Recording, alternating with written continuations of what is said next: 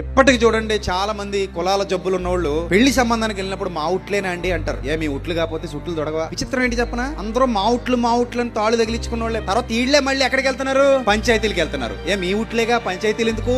మీ ఉట్లేగా కట్నం కోసం వేధిస్తున్నాడు ఎందుకు? మీ ఉట్లేగా మొగుని ఎందుకు చంపేసింది? మీ ఉట్లేగా విడాకులు ఎందుకు తీసుకుంటున్నారు? అంటే మా ఉట్లు అన్నది అన్ని చోట్ల సెట్లు కావట్లా. కానీ మా ఉట్లు అయితేనే గట్టు ఎక్కుతాం, లేకపోతే మెట్టు దాటం, మెట్టు ఎక్కం, చుట్టూ తొడగం మా ఉట్టు కాకపోతే. అవునా కదా? జనాల్లో జబ్బులున్నాయి లేదా? లేదండి, మనుషులు మంచోళ్ళు.